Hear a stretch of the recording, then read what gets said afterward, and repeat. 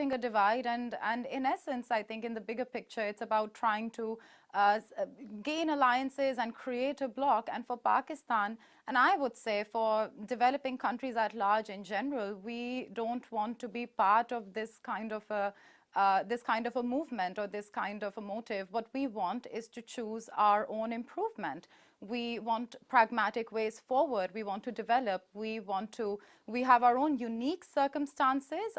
Each country is developing a system, trying to develop a system that delivers to the people. So the Prime Minister very respectfully thanked for the invitation and said that we have ways to discuss our bilateral engagement, our bilateral interests, and we are a democracy, and we are trying to find solutions and improve the lives of our people. And I think at the end of the day, this is something that President Biden must understand, that the world has changed. We are not living in a world where countries want to choose between ideologies. Essentially, they want to pragmatically move forward and improve the lives of their own people. So the supposed silenced majority of the world is speaking to each other. We've been through traumatic experiences of colonialism and also being forced, the wars that have been waged in the name of democracy, human rights. It's indeed ironic and very tragic. So now finally developing countries are finding better ways to discuss with each other, help each other. It's not we that are the problem, it's the system that's been constantly imposed on us that's been the problem. And we need to find a solution-oriented, practical way ahead, where we are talking about poverty alleviation, improving lives of our people, targeted efforts, and one size doesn't fit all. And I would add here, even in China, one size doesn't fit all. Every experience, every success story is a unique combination of solutions coming together. The images are unforgettable. Supporters of former President Donald Trump last January attempting to overturn the results of the U.S. presidential election. It rattled a nation that prides itself on being a model for democracy. Since then, many Americans have come to believe democracy is under attack in the U.S. and elsewhere. It's no secret that there's democratic backsliding happening around the world. That's why U.S. President Biden is holding a virtual summit this week to bring together more than 100 countries to promote democratic ideals like voting and human rights. The Biden administration points to threats to Taiwan from China and Ukraine from Russia as just some of the examples of how democratic governments are being tested. It hopes to rally global leadership to stand up, even confront those authoritarian forces. But critics say the U.S. lacks the moral authority to hold such a summit. We directly arm and finance some of the most authoritarian and anti-democratic governments around the world. The case that comes to mind over and over again is Saudi Arabia, where we continue to sell arms in the millions, billions of dollars to a government whose stated goal is not to support that democratic refoundation. The guest list for the summit has also raised eyebrows. Countries like India and Israel have been invited to attend. They've been criticized internationally for their authoritarian responses in Kashmir and the Palestinian territories. Meanwhile, Turkey and Hungary, both NATO allies, are excluded. It does not mean that that everyone we're inviting, we're giving a stamp of approval on. Every democracy is a work in progress. Divisions over the 2020 U.S. election continue, led by former President Trump, who has still not accepted the results or his defeat. Democrats say that sentiment has motivated Republicans to change voting laws in some states to restrict access to the ballot box and potentially manipulate future votes. Given the divisions over what democracy looks like in the U.S. and abroad, the Democracy Summit will be a test for President Biden. Will he be able to push world leaders, some with their own authoritarian tendencies, to take meaningful action to change? Kimberly Helkett, Al Jazeera, the White House. China and Russia have accused the United States of trying to divide the world. Both have hit out after being left out of a democracy summit being organized by the U.S. president. But Taiwan is on the guest list, prompting further outrage from Beijing. China says the move is a mistake. Now projecting it will. 110 governments have been invited to Washington's first ever Democracy Summit. On the list, Taiwan, and left out, China and Russia. The virtual meeting is aimed at promoting freedoms and human rights worldwide. It's seen as a test of Mr. Biden's pledge to return the U.S. to global leadership to face down authoritarian forces. Taiwan has thanked Joe Biden for the invitation. It says the gathering will be a rare opportunity for it to share its democratic success story. All this comes as China steps up pressure on countries to downgrade or sever ties with the island. 中方坚决反对美方邀请台湾当局参加所谓领导人民主峰会。世界上只有一个中国，中华人民共和国政府是代表全中国的唯一合法政府。台湾是中国领土不可分割的一部分。一个中国原则是公认的国际关系准则。台湾除了作为中国的一部分，没有别的国际法地位。 Taiwan remains a sticking point, even as the US and China pledge to repair strained relations. At their recent summit, Xi Jinping warned Joe Biden that Taiwan is a red line not to be crossed. And for the Chinese perspective, Olivia Xiong joins us live. Olivia, language so far from China's Taiwan Affairs Office, not the harshest, given what we have become accustomed to hearing on this matter. Do you see China taking substantial retaliatory action?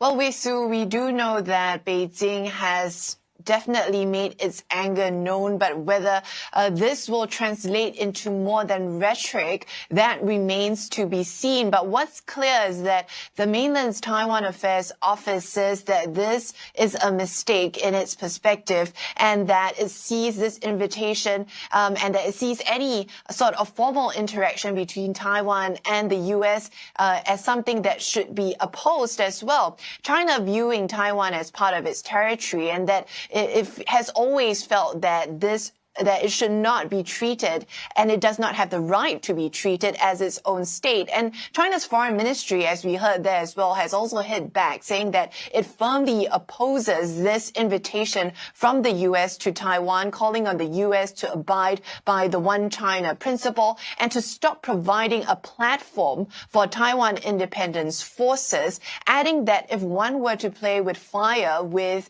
pro-independence forces, that would result in themselves getting burnt. And so what is China likely to do next? We do know that Beijing has stepped up pressure on the island on numerous fronts when it comes to military activity in the Taiwan Straits.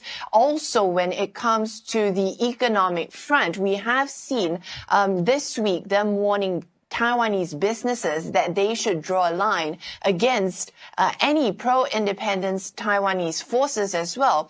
We know that Beijing has also drawn up a blacklist of individuals that it sees as die-hard Taiwanese pro-independence supporters as well. And so if it's likely that if the U.S. were to continue on this route, that Beijing is not going to relax on this pressure on the self-ruled island anytime soon. Olivia, you mentioned Beijing's responses there. Do you think, therefore, that for Beijing, this might cast doubt on U.S. commitments made towards repairing relations during last week's Leaders Summit? Well, that is something that Beijing definitely has signaled.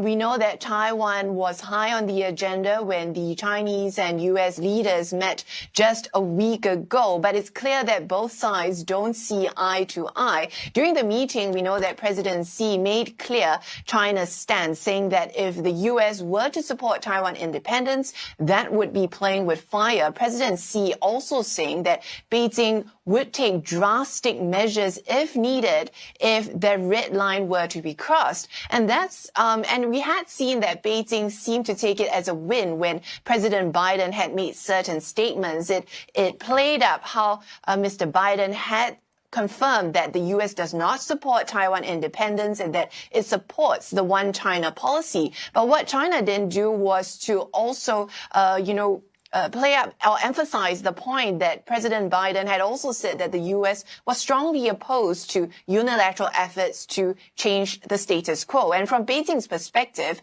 it has been angered by Taiwanese President Tsai Ing-wen and her pro-independence Democratic Progressive Party, and has viewed the U.S. as encouraging or supporting President Tsai and her party through those warming ties between Washington and Taiwan and those increased interactions. And so this latest move, this invitation, certainly being taken as something that Beijing is not happy about and is likely to be seen as the U.S. going back on its word. Olivia Xiong there in Beijing. Now let's get you to Kate Fisher in Washington, D.C. for more on this story. Kate, Joe Biden, he's had to have known that this was going to anger China. Yeah, absolutely. There is no doubt about that. As you mentioned, he knows from that meeting with President Xi that this was a red line and that the Chinese threatened drastic measures if the Biden administration did more towards strengthening its relations with Taiwan. But I think this is the US once again, just like that decision by the US military to sail a ship down the Taiwan Strait just a week after this meeting with the Chinese leader. This is the US trying to say that although they want a communicative, common sense relationship with China, they are still a competitor and they will not be kowtowing to any pressure from the Chinese on one of the core US policies, which is asserting democracy throughout the world. Analysts here, though, suggesting that perhaps the fact that the Taiwanese president will not be attending this summit, instead it'll be the digital minister and the de facto ambassador here in Washington who will do so, that perhaps allows the Chinese the ability to tell its domestic audience that the US has backed down in some way to Chinese pressure. Well, Kate, the US has its strategic priorities, but what does the US leader hope to achieve out of this democracy summit? Well, this is all about Joe Biden's, one of his campaign pledges, which was he talked about the kind of challenge for the 21st century between democratic governments and autocratic governments. And this is him trying to fulfill that campaign pledge, reasserting the US as a global leader, a global democratic leader in the world, on the world stage. So he's inviting these leaders to and these countries to discuss this. On the agenda, we're told by the White House, is defending against authoritarianism, fighting corruption and protecting human rights. So this is a real test of what Joe Biden said he would do as US president. Will he be able to do it, not just in the US, but across the world? But interestingly, on the same day that he released his list of invitees for this summit, the International Institute for Democracy and Electoral Assistance, which is based in Sweden, said that, in fact, the US was now falling victim to authoritarian tendencies, and it has knocked it down a significant number of places on its democratic scale. So some work to do domestically as well as internationally. Thank you, Kate. Kate Fisher there in Washington, D.C.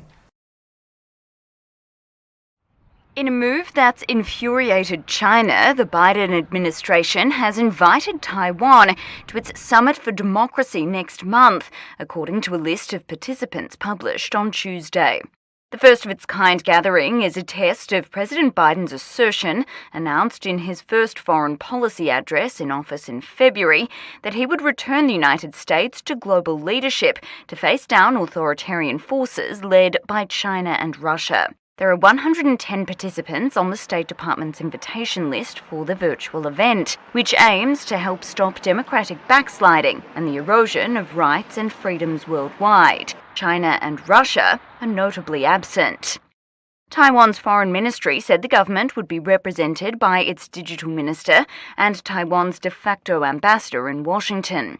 China's foreign ministry said it was firmly opposed to the invite.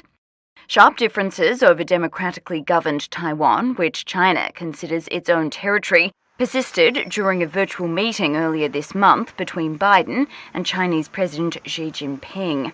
The White House said that while Biden reiterated long-standing US support for the One China policy, he said he strongly opposes unilateral efforts to change the status quo or undermine peace and stability across the Taiwan Strait.